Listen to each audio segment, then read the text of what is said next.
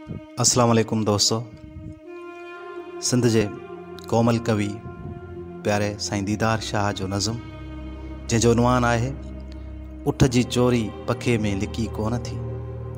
संगत जी नज़र पंहिंजे स्कूल जे ऐं घरनि जे विचां कुझु विखनि जेतिरी त छेटी हुई। पंहिंजे स्कूल जे ऐं घरनि जे विचां कुझु विखनि जेतिरी त छेटी हुई। अल्फ अंब बेबला ॿई पढ़ियासीं जिते हाओ गॾिजी पटी पाण मेटी बि हुई। अल्फ अंब बेबला ॿई पढ़ियासीं जिते हाओ गॾिजी पटी पाण मेटी बि हुई। साल हिकिड़ो मां तोखां वॾो हुअसि मगर ज़बर में ज़ेर में पेश में फ़र्क़ु छा। यादि नुक़्ता करण में जॾो हुअसि मगर तो ॾिनो भेरड़ो बसि उते ई त हो। मुंहिंजो आखेरड़ो बसि उते ई त हो। मुंहिंजो आखेरड़ो बसि उते ई त हो। सिज लथो थिए असांखे वणनि जे मथां ॾाक चमड़ो बिलोरनि दरीअ रांदि में। सिज लथो थिए असांखे वणनि जे मथां ॾाक चमड़ो बिलोरनि दरीअ रांदि में।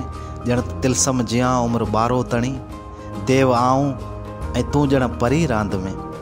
मुंहिंजे हथ में नई रोज़ गिलोल हुई तो मिटी गोही ॻोढ़ा वटिया मूं हुया तूं त बीठीअ परे हथ अखियुनि ते रखी।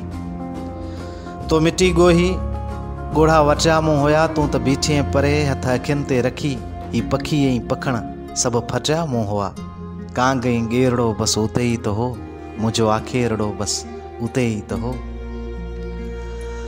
वक़्त जे वहकिरे खे ॻंढो केरु ॾे जल्द आई जवानी फुलारियो बदन। वक़्त जे वहकिरे खे ॻंढो केरु ॾे जल्द आई जवानी फुलारियो बदन। ॿिनि दिलनि जे विचां खोड़ लोढ़ा बि हुआ पाण हिक ॿिए मथां पोइ बि वारियो बदन। ॿिनि दिलनि जे विचां खोड़ लोढ़ा बि हुआ पाण हिक ॿिए मथां पोइ बि वारियो बदन।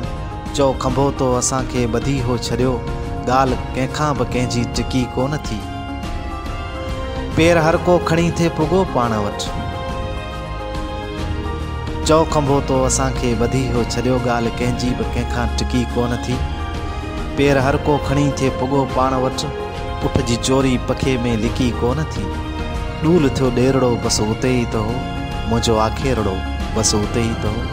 मुंहिंजो आखेरड़ो बसि उते ई त हो। लाल टीना खे ॿारे अङण में रखी अधु अखरीअ में ख़त तो सखी मोकिलिया। लाल टीना खे ॿारे अङण में रखी अधु अखरीअ में ख़त सखी मोकिलिया। अधु अखरीअ में ख़त तो सखी मोकिलिया। ॼण विछोड़े बजा ॾींहं सभु कड़सरा रूह जे ॼण चपनि सां चखी मोकिलिया। तूं घरीलो पखियुनि जी सहेली हुए तूं घरीलो पखियुनि जी सहेली हुए तोते पारे लिड़नि वटि नियापा छॾिया। ऐं समुंड जे किनारे ते सोचे घणो नेठि नारे लिड़नि वटि नियापा छॾिया। ऐं संजो मेरड़ो बसि उते ई त हो। मुंहिंजो आखेरड़ो बसि उते ई त हो। मुंहिंजो आखेरड़ो बसि उते ई त हो।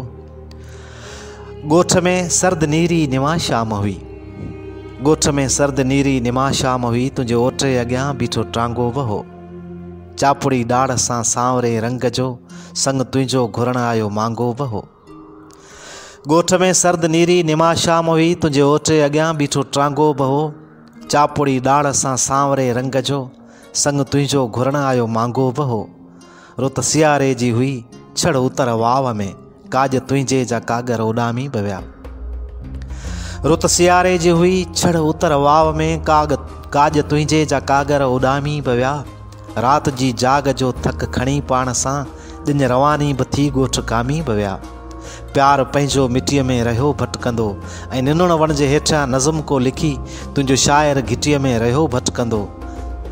ऐं निनण वण जे हेठां नज़म को लिखी तुंहिंजो शाइर घिटीअ में रहियो भटकंदो। वक़्त जो फेरड़ो बसि उते ई त हो।